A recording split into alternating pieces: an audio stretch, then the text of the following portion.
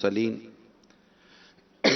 اما بعد فاعوذ باللہ من الشیطان الرجیم بسم اللہ الرحمن الرحیم الصلاة والسلام علیک یا رسول اللہ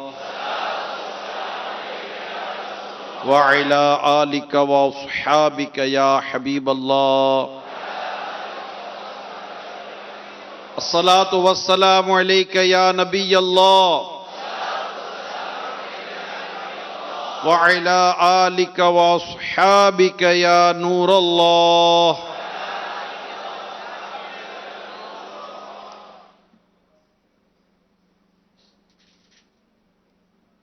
فرمان مصطفیٰ صلی اللہ تعالی علیہ وآلہ وسلم ہے، جس نے جمعہ کے دن مجھ پر 200 بار درود پاک پڑھے اللہ تعالیٰ اس کے 200 سال کے گناہ بخش دیتا ہے۔ صلو علی الحبیب صلی اللہ تعالی علی محمد۔ کم سے کم 200 بار کی کون نیت کرتا ہے؟ سبحان اللہ اللہ۔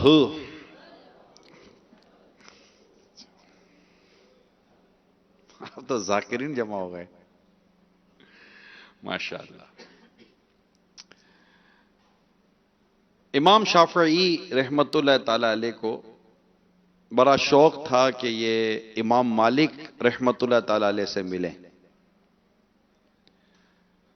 امام شافعی رحمت اللہ تعالی علیہ مکے میں تھے اور امام مالک رحمت اللہ تعالی علیہ مدینے میں تھے، اور بہت بہت بہت بڑے عالم تھے امام مالک بن انس رضی اللہ تعالی عنہ۔ مالکی جو ہمارے عاشقان رسول ہیں، ان کے امام مالک۔ امام شافعی فرماتے میری عمر 14 سال کی تھی، تقریباً 13 یا 14 سال کی میری عمر تھی۔ مجھے ایک قافلہ ملا، پتہ چلا کہ یہ مدینہ منورہ زہد اللہ شرف و تعظیماً جا رہے ہیں۔ ان کے ساتھ امام مالک علیہ رحمہ کا تذکرہ ہوا تو ان میں ایک بوڑھا شخص تھا، اس نے جب میرا جذبہ دیکھا کہ میں امام مالک رحمت اللہ تعالی علیہ سے بہت محبت کرتا ہوں، تو انہوں نے مجھے ایک اونٹ کی طرف اشارہ کیا کہ بیٹا یہ اونٹ ہے، اس پر سوار ہو جاؤ، ہم تمہیں مدینے لے جاتے ہیں، تمہیں امام مالک کے پاس پہنچا دیتے ہیں۔ مجھے اور کیا چاہیے تھا، میں اونٹ پر سوار ہو گیا۔ تقریباً 8 دن لگے مجھے مدینہ منورہ پہنچنے میں۔ اونٹ کی سواری تھی اور تقریباً 8 دن تک ہم سواری کرتے رہے۔ ان 8 دنوں میں نے 16 قرآن پاک ختم کیے، ایک دن میں ایک رات میں، یعنی سواری چلتی رہتی اور آپ قرآن پڑھتے رہتے، حافظ تھے قرآن کریم کے۔ تو 16 قرآن آپ نے ختم کیے۔ آپ مسجد میں پہنچے، نبی پاک صلی اللہ تعالی علیہ وسلم کی مسجد نبوی شریف میں آپ نے نماز ادا کی۔ نماز کے بعد آپ نے دیکھا کہ ایک جگہ پر درس حدیث ہو رہا ہے، اور درس حدیث دینے والے کچھ یوں روایت کرتے ہیں کہ روایت کیا فلاں سے فلاں نے، فلاں سے فلاں نے، ان سے مالک بن انس، اور یوں کر کے، یعنی مالک بن انس سے فلاں نے، فلاں سے فلاں نے، اس نے رسول پاک سے سنا۔ تو جب رسول پاک سے سنا تو کہا نا، تو انہوں نے، امام شافعی کہتے ہیں کہ انہوں نے سرکار صلی اللہ تعالی علیہ وسلم کے روضہ انور کی طرف ہاتھ سے اشارہ کر کے کہا کہ انہوں نے اس مزار فیض الانوار کے مکین سے سنا۔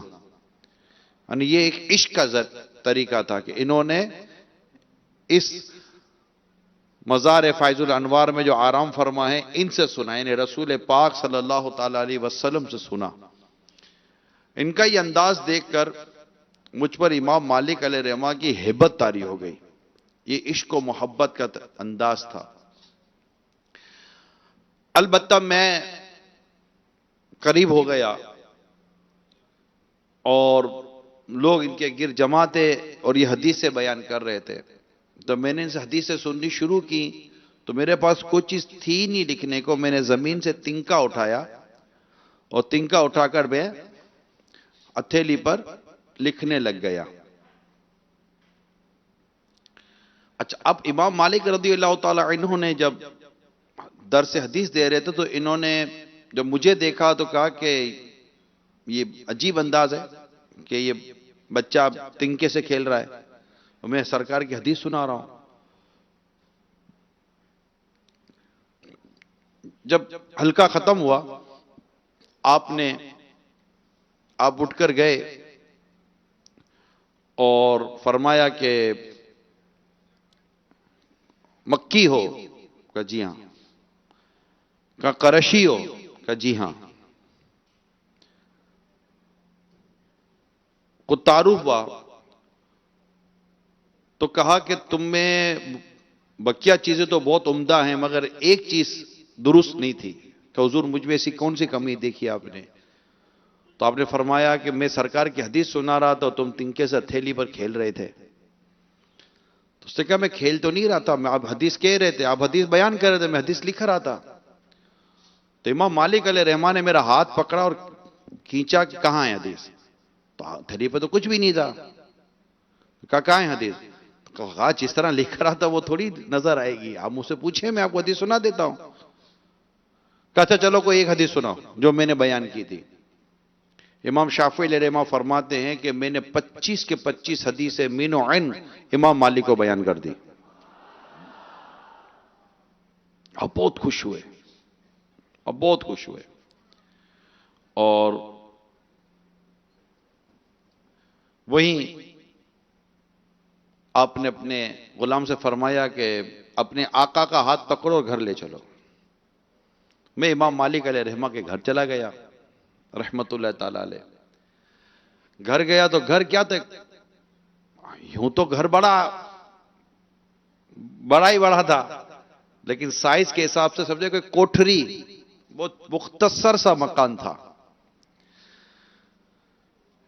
میں ایک جگہ میں بیٹھ گیا، مجھے بتا دیا گیا کہ یہ پانی کا لوٹا ہے جیسے وضو وغیرہ کر کیا جا سکتا ہے، یہ پانی وغیرہ، یہ قبلہ رخ ادھر ہے، بیت الخلاء ٹوائلٹ باتھ روم ادھر ہے، یہ سب بتا دیا گیا.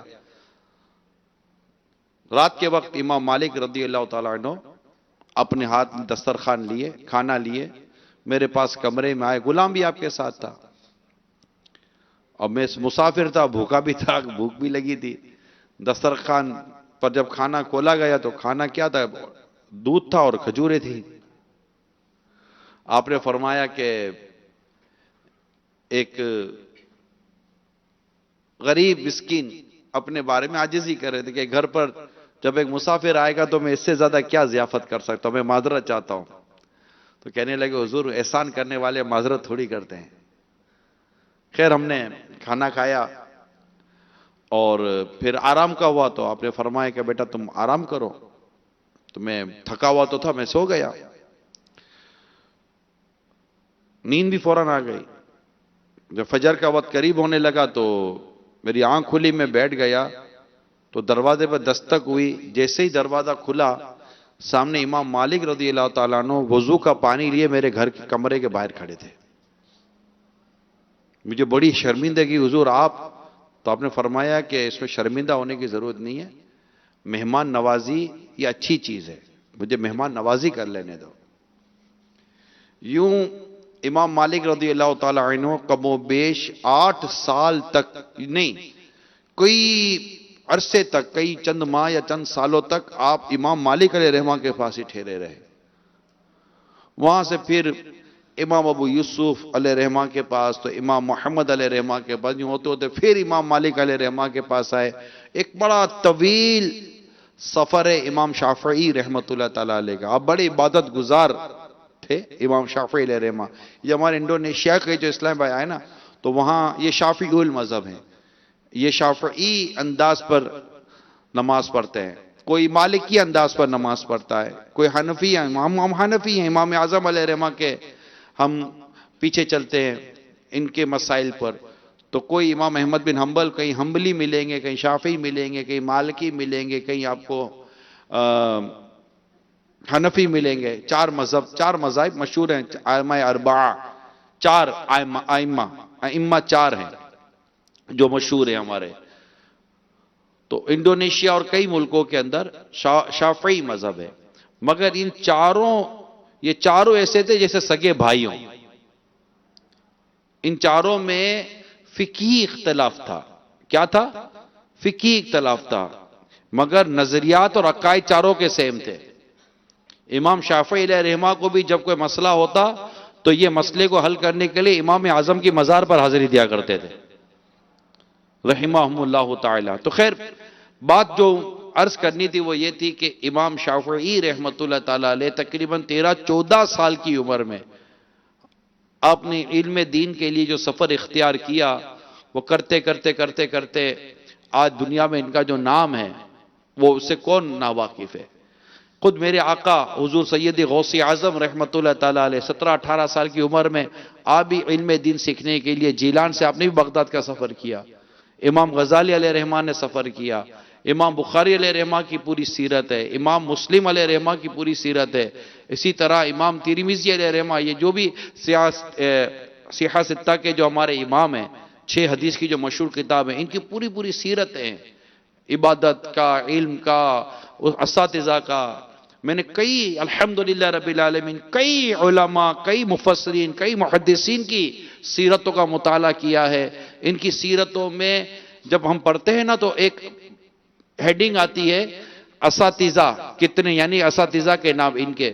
تو اتنے اساتذہ تھے، یعنی اتنے استاد تھے، ٹیچر جن سے انہوں نے علم دین حاصل کیا. کئی نام ہوتے تھے، کئی نام ہوتے تھے. اور جب ان کی زندگی کا جائزہ لیتے تھے تو یہ بڑے بڑے سفر کرتے تھے. کوئی کہاں سے کہاں، پھر کہاں سے کہاں، پھر کہاں سے کہاں، کرتے 6-6 7-7 8-8 10-10 سال، 15-15 20-20 سال تک ان کے بعد علم دین کے عنوان پر اور علماء کے پاس حاضر کے سفر ہی سفر ہوا کرتے تھے. اور آج الحمدللہ ہمارے پاس کتابوں کی کتابیں، حدیث کی کتابیں، تفسیر کی کتابیں، فقہ کی کتابیں، علماء نے جو لکھ کر ہمیں دی ہیں.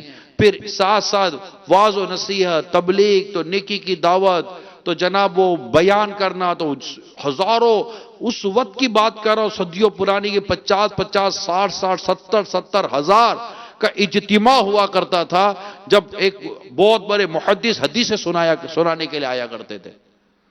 اتنا بڑا اجتماع ہوتا تھا، یعنی کب اس سے لوگ جمع ہو جایا کرتے تھے. اچھا اسپیکر تو ہوتے نہیں تھے کہ آواز پہنچ جائے گی 50,000 60,000 70,000 لوگوں تک آواز کیسے پہنچے گی. تو اس میں جیسے ہمارے یہاں نماز میں اسپیکر نہ ہو تو مکبرین ہوتے ہیں نا، اس طرح پہلے کے یہ تھا کہ جب حدیث بیان ہوتی تھی تو سن کر آگے پہنچانے والے بھی ہوا کرتے تھے. تو صرف ان کی تعداد سینکڑوں ہوا کرتی تھی، سینکڑوں وہ ہوا کرتے تھے. ہزاروں تو اس اجتماع میں قلم دوات ہوا کرتے تھے. آج تو بوائل پوائنٹ اور قلم کا دور ہے نا، اس ٹائم پر تو دوات ہوتی تھی، انک پوٹ، اس میں ڈبو کر لکھی جاتی تھی. تو یہ اس طرح لوگوں نے علم دین حاصل کیا. تاریخ بھری ہوئی ہے، کتابوں کی کتابیں بھری ہوئی ہیں. اگر ہم مطالعہ کریں تو اتنا زبردست تاریخ ہے کیا بتائیں. اور صحابہ کرام علیہم رضوان کی اپنی سیرت، صحابہ کرام علیہم رضوان کی اپنی سیرت اس عنوان پر کس قدر ہمیں اس سے واقعات ملتے ہیں کہ میں آپ کو ایک سناتا ہوں. حضرت ابو ایوب انصاری رضی اللہ تعالیٰ عنہ، یہ روایت سنی. حضرت ابو ایوب انصاری کا نام آپ نے آج بھی سنا ہوگا، میزبان رسول، میزبان رسول. تو حضرت ابو ایوب انصاری رضی اللہ تعالی عنہ روایت میں ہے کہ انہوں نے مدینہ منورہ سے مصر کا سفر، مدینہ منورہ سے مصر کا سفر محض اس لیے کیا کہ حضرت عقبہ بن عامر سے ایک حدیث سنے. کتنی حدیث؟ ایک حدیث سنے. چنانچہ پہنچے اور عقبہ بن عامر رضی اللہ تعالی عنہ نے ان کا استقبال کیا اور فرمانے لگے میں ایک حدیث سننے کے لیے آیا ہوں. مدینہ منورہ سے مصر میں صرف ایک حدیث سننے کے لیے آیا ہوں جس کے سننے والوں میں اب یعنی جس کو بیان کرنے والوں میں اب آپ کے علاوہ کوئی باقی نہیں ہے. عقبہ بن عامر رضی اللہ تعالی عنہ نے حدیث سنائی کہ رسول پاک صلی اللہ تعالی علیہ وسلم نے ارشاد فرمایا جس کسی نے مومن کی ایک برائی ڈھکی قیامت کے دن اللہ کریم اس کی پردہ پوشی فرمائے گا. حضرت ابو ایوب انصاری رضی اللہ تعالی عنہ یہ حدیث سنتے ہی اپنے اونٹ کی طرف بڑھے اور پھر مدینہ منورہ کی طرف چلے گئے. ایک لمحہ بھی مزید وہاں نہ ٹھہرے. سوچئے تو صحیح, ایسا تھوڑی تھا کہ آن لائن بکنگ کرائی, کارڈ اسکریچ کیا, ٹکٹ آن لائن آپ کے موبائل میں آ گئی اور جناب گھر بیٹھے بیٹھے آن لائن ہی آپ نے بورڈنگ پاس بھی لے لیا اور فون کیا تو آپ کے پاس ٹیکسی بھی آ گئی اور جناب لگیج لے کر آپ گاڑی میں بیٹھے اور جناب وہ ایئرپورٹ پہنچ گئے, جہاز میں بیٹھے اور 2-4 گھنٹے کی فلائٹ کی, لینڈنگ کی, گاڑی باہر کھڑی ہے, گاڑی میں بیٹھے پھر جناب پہنچے تو ہوٹل ریزرویشن ہوئی ہے اور وہاں جناب سب کچھ ہوا ہے. یہ تھوڑی تھا مدینہ منورہ سے مصر پہنچے اونٹ پر سواری کر کے پہنچے تھے.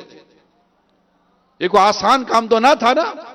امام شافعی علیہ رحمہ 8 دنوں تک صرف اونٹ پر بیٹھ کر سفر ہی کرتے رہے نا مدینہ منورہ کا, اور وہاں سے پھر کوفہ کا مختلف مقامات پر سفر کرتے گئے پھر مدینہ منورہ پہنچے امام مالک رضی اللہ تعالی عنہ کے پاس.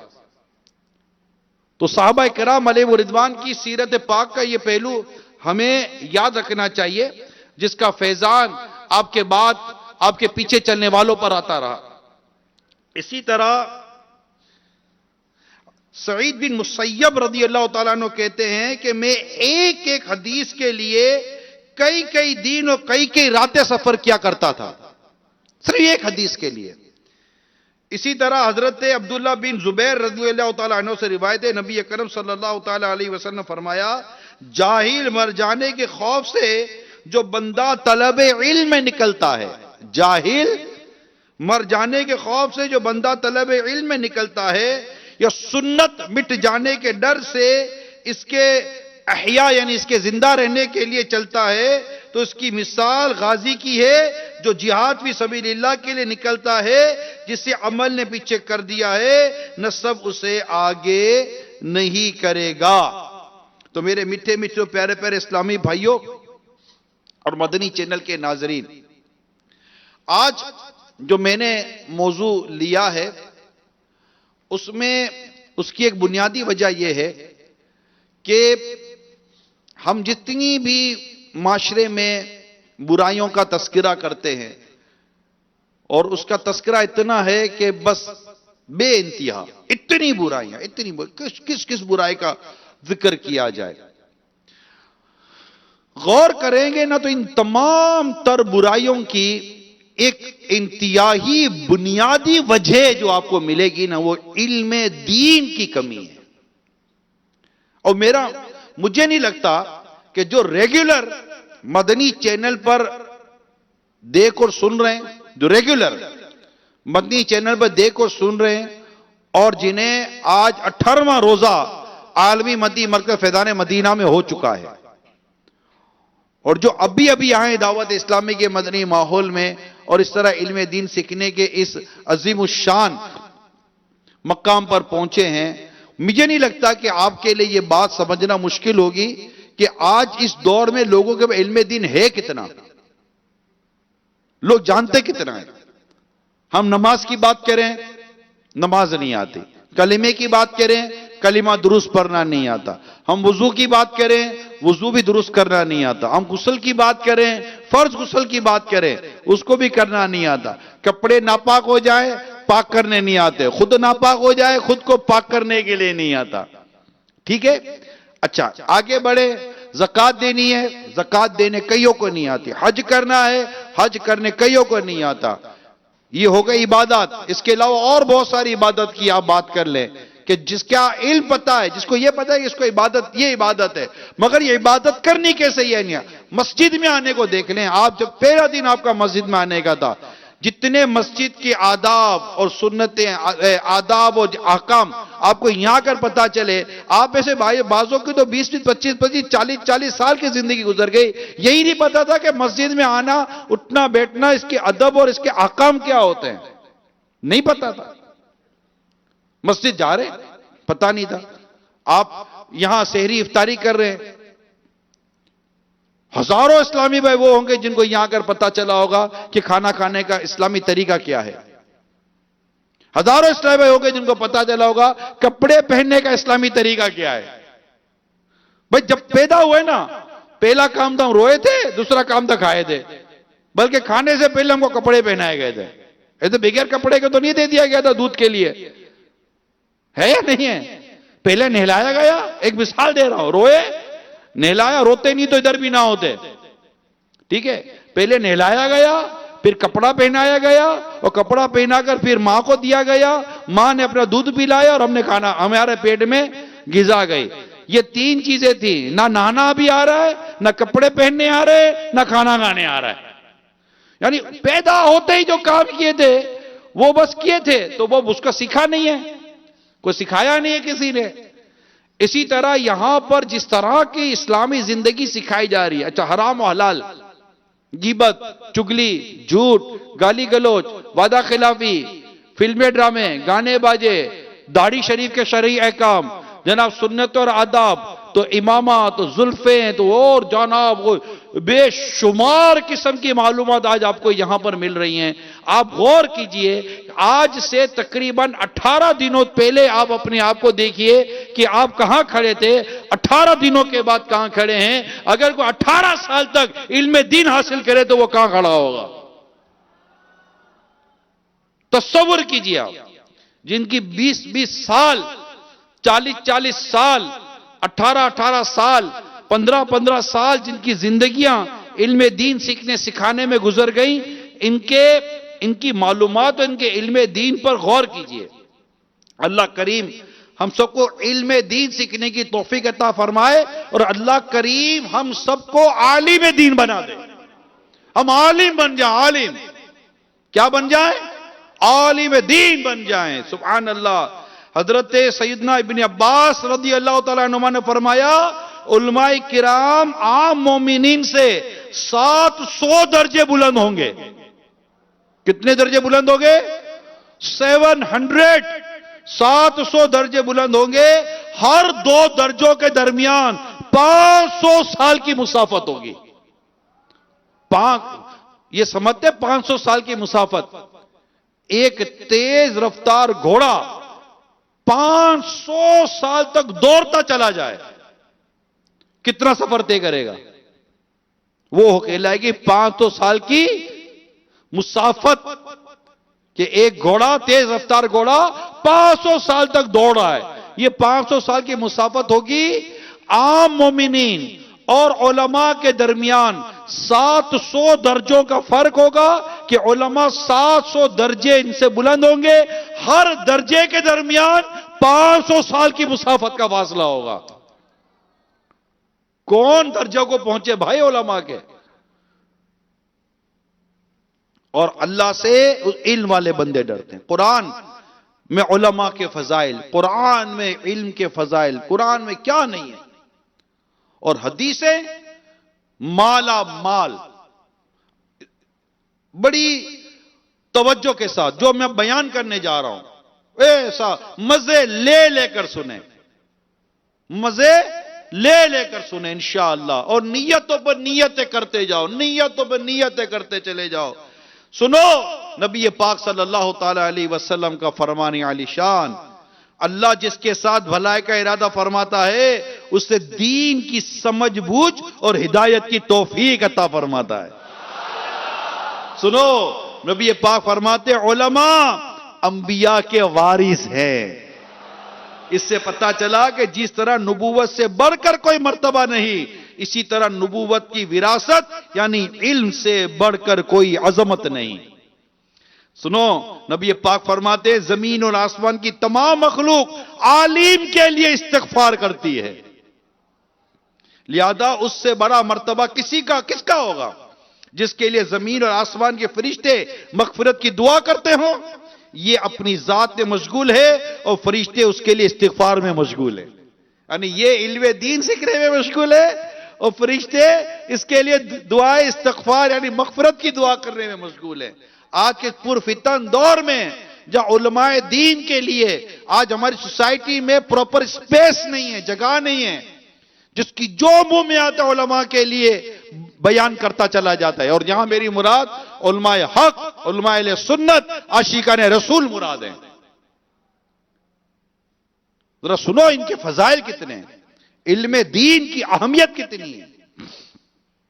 سنو نبی پاک صلی اللہ تعالی علیہ وسلم فرماتے ہیں بے شک حکمت زی مرتبہ کے مرتبے کو بڑھاتی اور غلام کو اتنی بلندی عطا کرتی ہے کہ وہ بادشاہوں کے مقام کو پا لیتا ہے. اس کو میں سمجھاتا ہوں کیا مقصد ہے. اس حدیث پاک میں علم کے دنیاوی فوائد بیان کیے گئے اور یہ بات یقینی ہے کہ آخرت بہت بہتر اور باقی رہنے والی ہے. ایک اور حدیث سنیے، نبی پاک صلی اللہ تعالی علیہ وسلم نے فرمایا ایمان بے لباس ہے، اس کا لباس پرہیزگاری، زینت شرم و حیا اور پھل علم ہے. سبحان اللہ.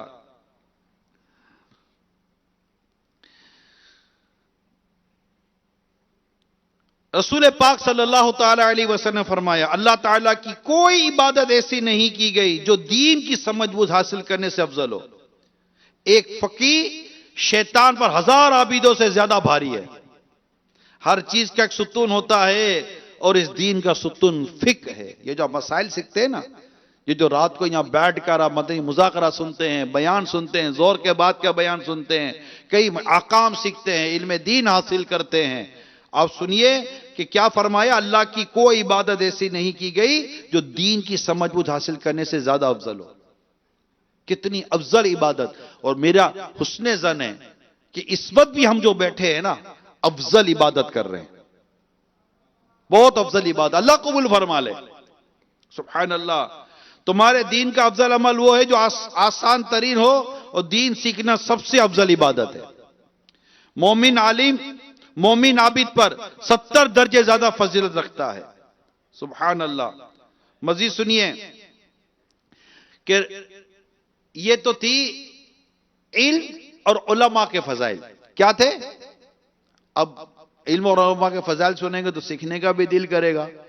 اتنا میں نے اس کو پڑھا، اتنا اہتمام ہے پیارے اسلام بھائیو. یعنی 1400 سال پہلے، 1400 سال سے پہلے سرکار صلی اللہ تعالی علیہ وسلم نے جو ارشادات عطا فرمائے، علم دین علم دین علم علم علم. اور علم کی بات جہاں آتی ہے وہ علم دین مراد ہے. کیا مراد ہے؟ علم دین مراد ہے. آج ہمارے یہاں تقسیم ہو چکی ہے کہ جناب جس کو دین سیکھنا ہے وہ یہاں چلا جائے، جس کو دنیا سیکھنی ہے یہاں چلا جائے. پہلے علم ہی تھا اور اس میں سب کچھ آ جاتا تھا. اس میں دین کے معاملات بھی تھے اور ہماری دنیا کو سنوارنے کے معاملات بھی تھے. بعد میں یہ سب تقسیم ہو گئی اور پھر ایک عجیب و غریب ماحول بنا دیا گیا کہ جو دین سیکھتا تھا اس کے لیے معاشی طور پر بڑی قسمہ پرسی ڈال دی گئی ہے، اور جو دنیا سیکھتا تھا اس کے لیے معاشی طور پر، اکنومیکلی طور پر اس کو بہت اسٹرانگ کیا گیا. ایک عجیب و غریب قسم کی موومنٹ چلی اور اس موومنٹ میں ہزاروں نہیں، لاکھوں نہیں، کروڑوں لوگ بہے گئے اور علم دین سے دور چلے گئے.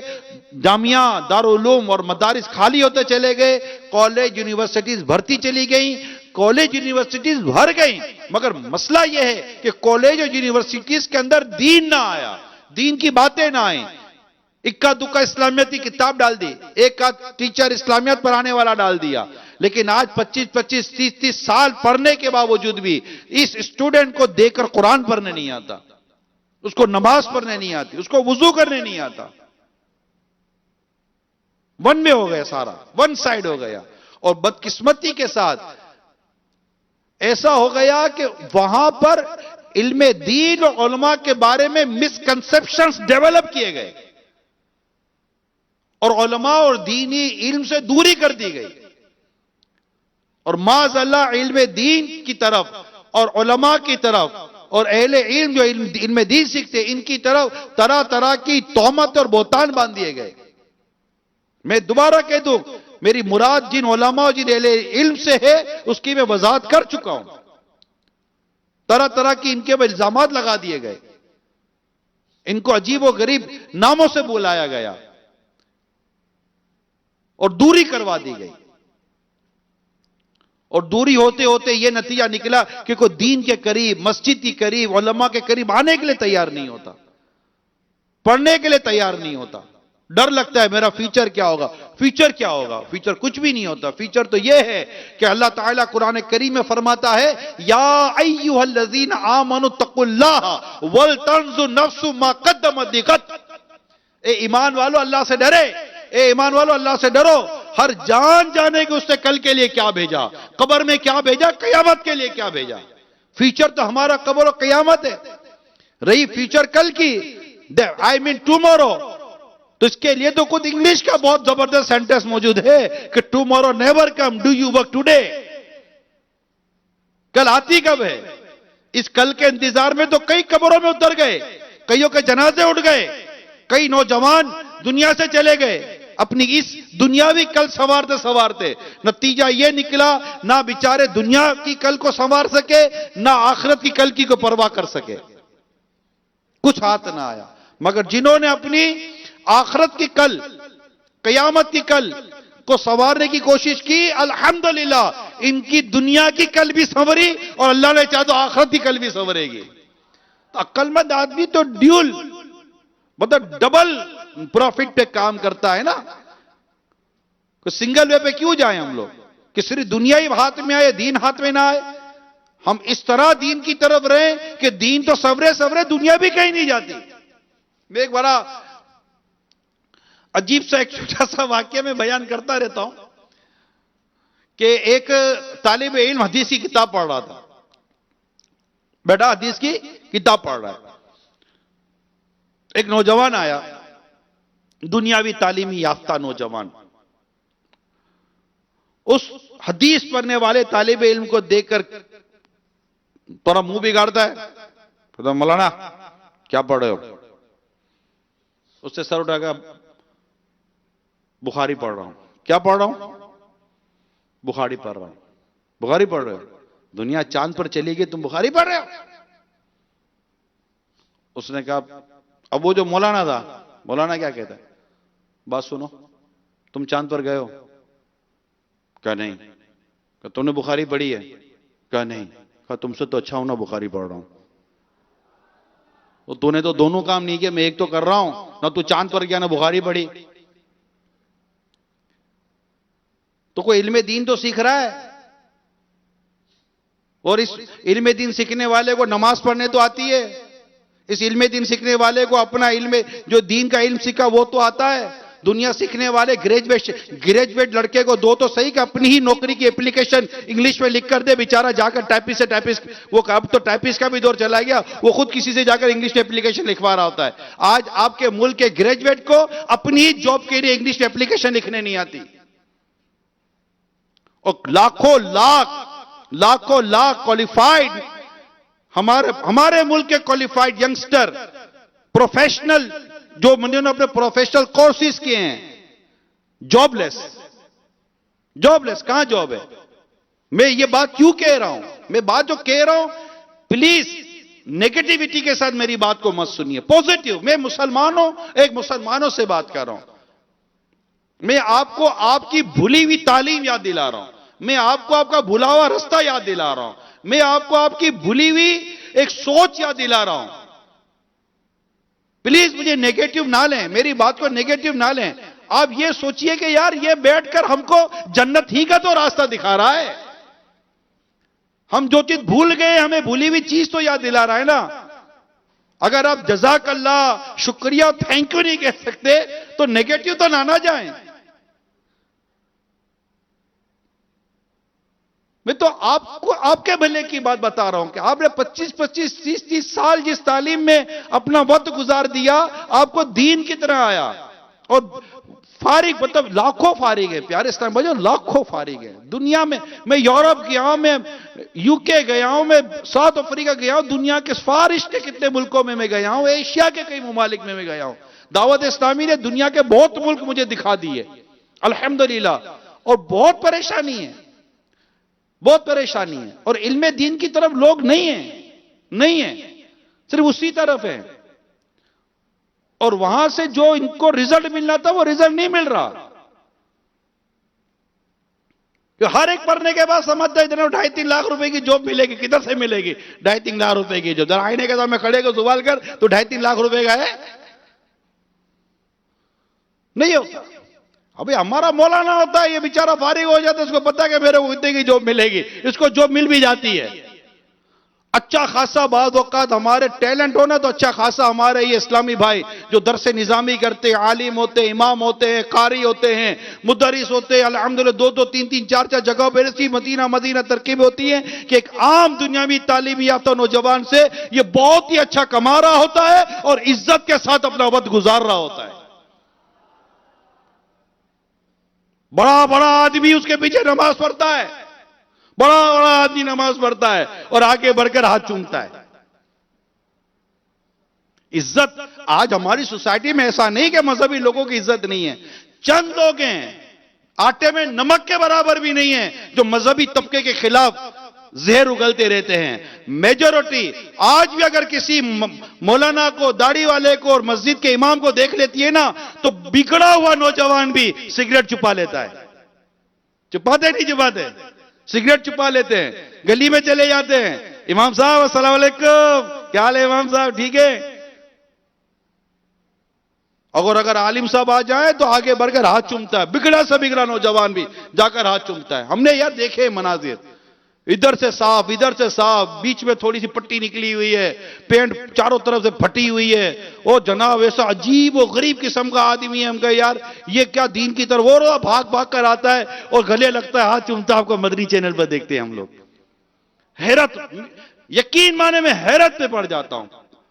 ٹیل پونی بنی ہوئی ہے، ٹیل بنی ہوئی ہے اس کی، اور عجیب و غریب حال ہے جناب. وہ ٹریک سوٹیں پہنی ہوئی ہیں تو ہیڈ فون لگا ہوا ہے، تو عجیب و غریب قسم کے جوگر شوگر پہنے ہوئے ہیں اور چل رہا ہے. آپ نے بولے یار اس بیچارے کو یار کیا مطلب کہ دیندار یا کسی مذہبی آدمی کو جانتا ہوگا، ایسا قریب آ کر بولے گا. آپ کو مدنی چینل میں دیکھا ہے، میں بھی دعوت اسلام سے محبت کرتا ہوں. ایک سیلفی بھائی بنا لے، کس نے مانا کہ بنا لے بھائی، سیلفی بنانی ہے تو خوش ہو جا. ایک سیلفی یہ کیا ہے؟ یہ بتاتی ہے کہ آج بھی ہمارے اس طبقے کو دین سے اور دین پر چلنے والوں سے محبت ہے، اور تم جس سے محبت کرتے ہو مرنے کے بعد اس کے ساتھ ہوگے. کیا پتا یار کس کی محبت، کس کی الفت لے جائے یار جنت میں. تو آج جو میں بیان کرنے جا رہا ہوں نا، یہ سمجھے کہ یہ ایک معاشرے میں ہم نے مل کر ایک انقلاب لانا ہے، مدنی انقلاب. اور ہم نے اپنے مدارس کو، اپنے جامعۃ المدینہ کو بھر دینا ہے، ایسا بھر دینا ہے بورڈ لگ جائے کہ داخلے بند ہو گئے. بورڈ لگانا ہے داخلے بند ہو گئے، بورڈ لگانا ہے داخلے بند ہو گئے. اور پھر انشاءاللہ ہم سے مجلس کہے گی جامعۃ المدینہ کی داخلے بڑھ گئے تو انشاءاللہ اپنے دوسرے جامعۃ المدینہ بنا دیں گے. کوئی نہیں، انشاءاللہ بنائیں گے انشاءاللہ. اور سنو، جب علم دین سیکھنے کے لیے جو جانے کی نیت کرتے ہو نا تو ذرا یہ سنتے ہوئے جاؤ کہ میرے آقا صلی اللہ تعالی علیہ وسلم فرماتے ہیں جو علم کی طلب میں کسی راستے پر چلے گا اللہ تعالیٰ اسے جنت کے راستے پر چلا دے گا. بے شک فرشتے طالب علم کے کام سے راضی ہو کر اس کے لیے اپنے پر بچھا دیتے ہیں. تم صبح کے وقت جاؤ اور علم کا ایک چیپٹر حاصل کرو تو یہ تمہارے لیے 100 رکعتیں پڑھنے سے افضل ہے. علم کا ایک چیپٹر جسے آدمی سیکھتا ہے کہ اس کے لیے دنیا مافیا یعنی دنیا اور اس میں جو کچھ ہے ان سب سے اس کے لیے بہتر ہے علم کی جستجو کرو اگرچہ چین میں ہو. علم کی طلب ہر مسلمان پر فرض ہے. نبی پاک صلی اللہ تعالی علیہ وسلم کا مزید ارشاد سنیے. آپ ایک اور حدیث سے فرماتے ہیں عالم کی مجلس میں حاضر ہونا 1000 رکعت نفل پڑھنے، 1000 مریضوں کی عیادت کرنے اور 1000 نماز جنازہ میں شرکت کرنے سے افضل ہے. عرض کی کہ یا رسول اللہ صلی اللہ تعالی علیہ وسلم اور قرآن کی تلاوت سے بھی افضل ہے. میرے آقا نے ارشاد فرمایا قرآن بھی تو علم کے ساتھ ہی فائدہ دیتا ہے. ایک اور حدیث سنو جس سے اس حالت میں موت آئی کہ اسلام کو باقی رکھنے کے لیے علم حاصل کر رہا تھا تو جنت میں اس کے اور انبیاء کے درمیان 1 درجے کا فرق ہوگا. اوئے ہوئے کیا حدیث ہے. وہ درجہ تو پھر درجہ ہوگا نا، انبیاء کا تو درجہ، مگر ترغیب کیسی ہے، ابھارا کیسا جا رہا ہے علم دین سیکھنے کے لیے. اے ہے میرے آقا کی بھی کیا شان ہے. ایک روز میرے آقا صلی اللہ تعالی علیہ وسلم باہر تشریف لائے، دیکھا کہ دو حلقے ہیں. ایک حلقے کے لوگ اللہ تعالیٰ سے دعا مانگ رہے ہیں اور دوسری اس کی طرف متوجہ، یعنی اللہ سے دعا کرے اس کی طرف متوجہ. جبکہ دوسرے حلقے والے لوگوں کو علم سکھا رہے ہیں. تو ارشاد فرمایا یہ لوگ جو اللہ سے مانگ رہے ہیں وہ چاہے تو انہیں عطا کرے اور چاہے تو نہ دے، اور یہ لوگوں کو علم سکھا رہے ہیں اور مجھے معلم بنا کر بھیجا گیا ہے. پھر ان کی طرف چل دیے اور ان کے ساتھ تشریف فرما ہو گئے. بہت بہت زبردست حدیث ہے یہ، اور ہمیں علم دین پر ابھارتی ہے یہ حدیث. میرے آقا فرماتے نیکی کی بات جسے مسلمان سنے پھر دوسروں کو سکھائے اور اس پر عمل کرے، اس کے لیے سال بھر کی عبادت سے بہتر ہے. سبحان اللہ. اب ایک دعا، مصطفیٰ کریم کی دعا کیا کرتے میرے آقا، کہ میرے آقا نے دعا فرمائی میرے نائبوں پر اللہ کی رحمت ہو. کسی نے عرض کی یا رسول اللہ صلی اللہ تعالی علیہ وسلم آپ کے نائبین کون ہیں؟ ارشاد فرمایا وہ جو میری سنت سے محبت کرتے ہیں اور اس سے اللہ کے بندوں کو سکھاتے ہیں. سبحان اللہ، ماشاء اللہ. تو یوں تو بہت حدیثیں ہیں، بہت واقعات، حکایات بھری ہوئی ہیں کتابیں اس سے. احیاء العلوم کا پورا پہلی جلد میں اتنا سارا مواد موجود ہے علم دین کے حوالے سے. مگر ایک کاش میرے میٹھے اور پیارے اسلامی بھائیوں ہم علم دین سیکھنے والے بنے. کاش آپ جو مجھے دیکھ اور سن رہے ہیں مدنی چینل پر فیضان مدینہ میں، آج ایک پکے عزم کے ساتھ یہ نیت کریں کہ اب جو ہونا تھا وہ ہو گیا، اب میں انشاءاللہ درس نظامی کر کے عالم دین بنوں گا انشاءاللہ. نیت کرو میرے پیارے اسلام، نیت کریں. داخلہ لے لو. آپ کے شہروں میں بھی جامعۃ المدینہ، آس پاس میں بھی جامعۃ المدینہ ہے. الحمدللہ ملک بھر میں، دنیا بھر میں جامعۃ المدینہ ہیں جو درس نظامی کراتے، عالم بناتے. الحمدللہ آن لائن والے بھی ہمارے پاس، آن لائن جامعۃ المدینہ بھی، آن لائن درس نظامی بھی ہوتا ہے. آپ پڑھنے والے بن جائیں، آپ اللہ کے لیے اپنے آپ کو پیش کرنے والے بن جائیں کہ ہم اللہ تعالیٰ کا دین سیکھیں گے، اور انشاءاللہ عز و جل اس سے ہماری دنیا بھی بہتر ہوگی اور ہماری آخرت بھی بہتر ہوگی. یہ نہیں ہوتا، یہ وسوسہ اگر آئے تو اسے نکال دینا کہ نہیں جناب یہ یوں ہو جائے گا تو بعض یوں کہیں گے تو بعض یوں کہیں گے. آپ کسی کے وسوسوں میں اور کسی کے بہکاوے میں مت آنا.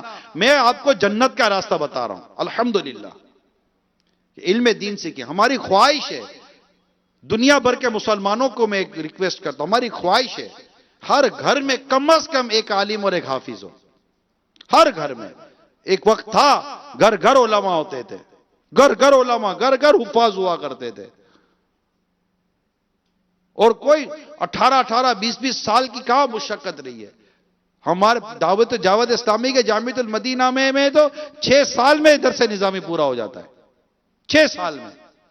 اور وہ جن کو لکھنا پڑھنا نہیں آتا، آپ کو جامعۃ المدینہ کی خصوصیت بتا رہا ہوں، وہ اسلامی بھائی جنہیں لکھنا پڑھنا آتا ہی نہیں ہے وہ بھی مایوس نہ ہو.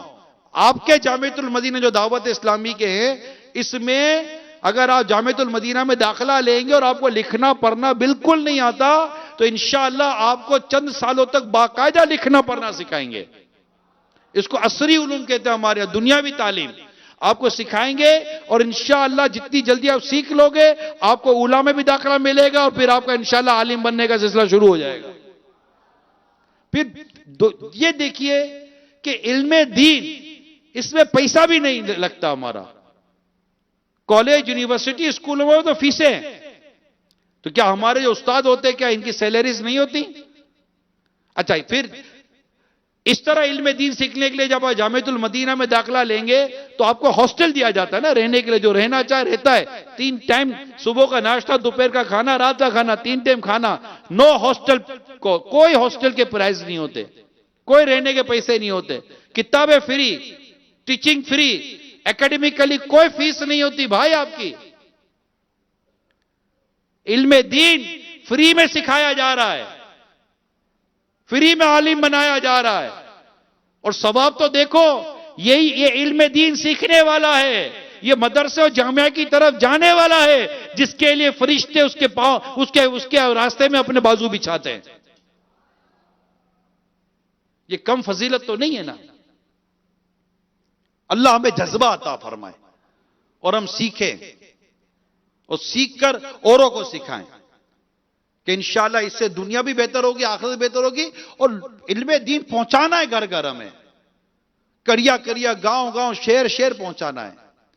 اور جو میں نے کہا کہ دونوں علم الگ کر دیے گئے ہیں، علم دین اور علم دنیا، آپ کی دعوت اسلامی الحمدللہ دونوں کو ایک کر کے دم لے گی انشاءاللہ۔ اس کے لیے ہم نے دارالمدینہ کھولے ہیں۔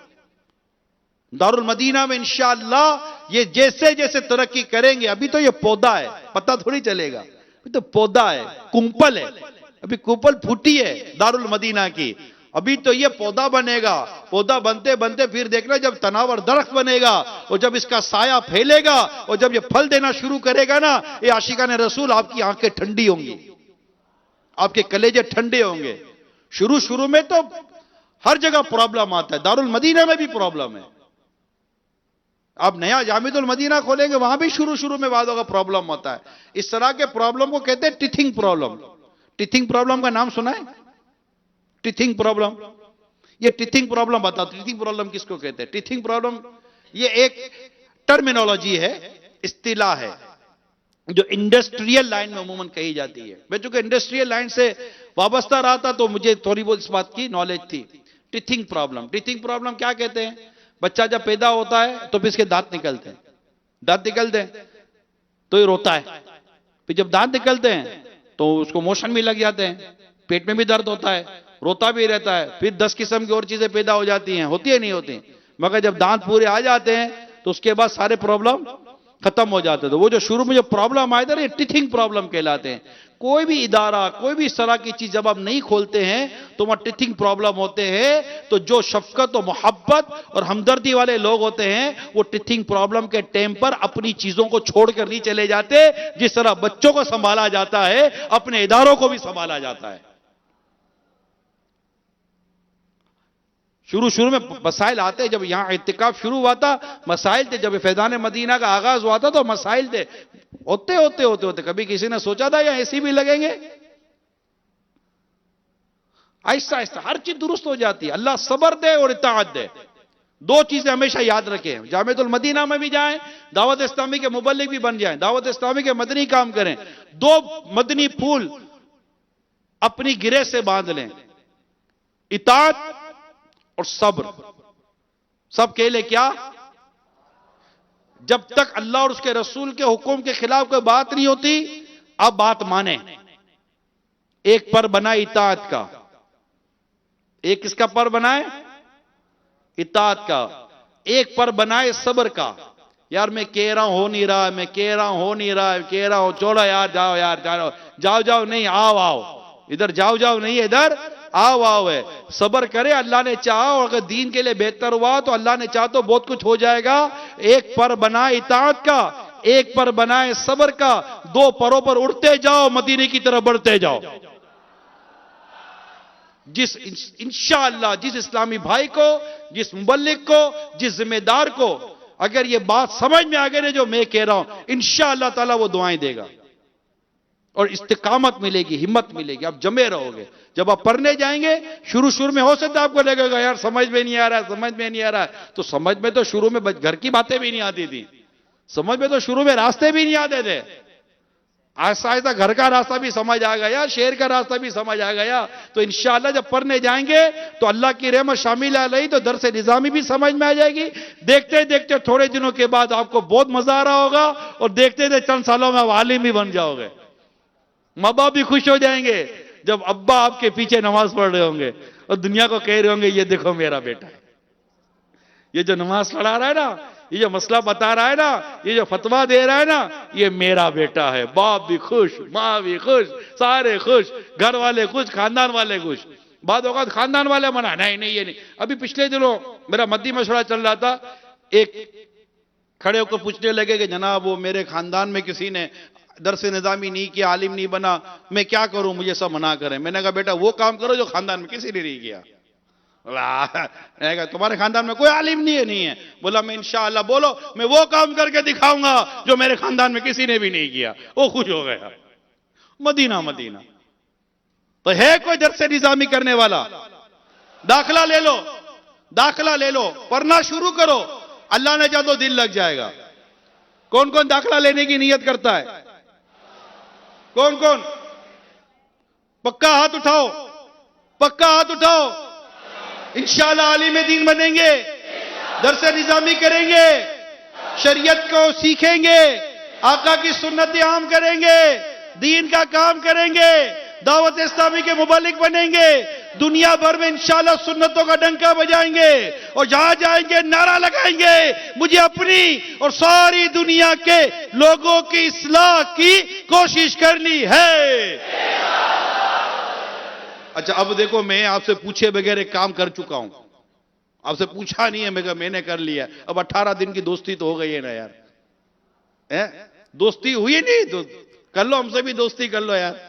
لبیک. تو الحمدللہ میں نے جامعۃ المدینہ کی مجلس کو کہا ہوا تھا کہ آپ آج فجر کی نماز کے بعد آپ تیار رہنا، میں انشاءاللہ میرے معتکفین کو آپ کے پاس بھیجوں گا. یہ انشاءاللہ آپ کے پاس داخلہ لینے کے لیے آئیں گے. ان کو بتانا، ان کے سوال جواب ہوں گے، ان کو سمجھانا، ان کے فارم پر کرنا. یہ فارم لے بھی جائیں گے، سب کچھ کریں گے. تو ہے کوئی جو ہمارے جامعۃ المدینہ والوں کے پاس جائے گا؟ ہاتھ اٹھائیں ذرا، میں بھی تو دیکھوں. کوئی 2-4 ہزار ہیں؟ نہیں یار اتنا زور لگ نہیں رہا. ڈر رہے ہو؟ ڈرنا نہیں ہوتا، ڈرنا نہیں ہوتا. الحمدللہ پیر کا فیضان ہمارے ساتھ ہے، ڈرنا نہیں ہوتا. کتنے بنائے عالم و حافظ، کتنے بنائے عالم و حافظ، کتنوں کو ہے تم نے سنوارا. پیر میرا، پیر میرا، پیر. اچھا اور خود بھی عالم بننا ہے اور اپنے بچوں کو بھی بنائے. اپنے بچوں کے لیے بھی فارم لے لو تھوڑا. 12 سال سے بڑا اگر بیٹا ہو یا بیٹی ہو تو ان کو الحمدللہ درس نظامی میں داخلہ مل جاتا ہے. تو جامعۃ المدینہ اسلامی بہنوں کا یعنی بچیوں کا بھی ہے، اور جامعۃ المدینہ بچوں کا بھی ہے، لڑکوں کا بھی ہے، اسلامی بھائیوں کا بھی ہے. تو آپ لے لیں، والد صاحب بات کر لیں اپنی بیٹی سے، بیٹی عالمہ بن جا، عالمہ بن جا، عالمہ بن جا، عالمہ بن جا. بیٹا عالم بن جاؤ، تمہیں دنیا پڑھا کر میں نے جو ملے گا وہ کیا ملے گا. عالم بن جا بیٹا، میں دنیا سے چلا جاؤں گا تو عالم ہوگا، میری قبر انشاءاللہ جنت کا باغ بن جائے گی. کہ نیک اولاد یہ صدقہ جاریہ ہے. نیک اولاد یہ صدقہ جاریہ ہے. تو اپنے پیچھے نیک اولاد چھوڑ کر جانے کا ذہن ہونا چاہیے. رہی دنیاوی تعلیم تو جو ضرورت کی جائز تعلیم ہے اس کے دعوت اسلامی کہاں روکتی ہے. بلکہ ہم نے تو خود دارالمدینہ کھولے، دنیاوی تعلیم بھی ہے، دینی تعلیم بھی ہے. الحمدللہ ہم 2020 میں 2020 میں انشاءاللہ دعوت اسلامی باقاعدہ کالج کھولنے جا رہی ہے. اور کالج کیسا ہوگا پتہ ہے؟ انشاءاللہ کالج ایسا ہوگا کہ اس کالج کے اندر آپ کو 6 سال میں درس نظامی بھی کرایا جائے گا اور 6 سال میں آپ کو BBA بھی کرایا جائے گا، بیچلر آف بزنس ایڈمنسٹریشن. اور لیا کس کو جائے گا؟ جو میٹرک پاس ہوں گے. 70+ ہوگی. ہو سکتا ہے جو میں کہہ رہا ہوں اس میں at a time of admission, at a time of opening of college ہو سکتا ہے کہ کچھ تھوڑی بہت پالیسی میں تبدیلی ہو جائے، لیکن نارملی پلس مائنس یہی ہو رہا ہوگا. تو انشاءاللہ دعوت اسلامی یہ سب کرنے جا رہی ہے. اور جو تھوڑی بہت ہمارے پاس رکاوٹ ہے وہ دور ہو گئی تو انشاءاللہ عنقریبہ سنیں گے کہ دارالمدینہ اسلامک یونیورسٹی بھی، انٹرنیشنل یونیورسٹی بھی انشاءاللہ کھل جائے گی. تو یہ میں اس لیے آپ کو بتا رہا ہوں کہ غلط فہمی نہ ہوگا یار یہ کیا. میں نے کہا نا کہ دعوت اسلامی یہ جو علم میں علم کو جو تقسیم کر دیا گیا ہے نا، انشاءاللہ دعوت اسلامی ایک چھت کے نیچے جمع کرے گی. وہ آپ درس نظامی کر لو، کل آپ کی بہت ضرورت پڑ سکتی ہے ہم کو. تو کون کون جا رہا ہے؟ کون کون جا رہا ہے؟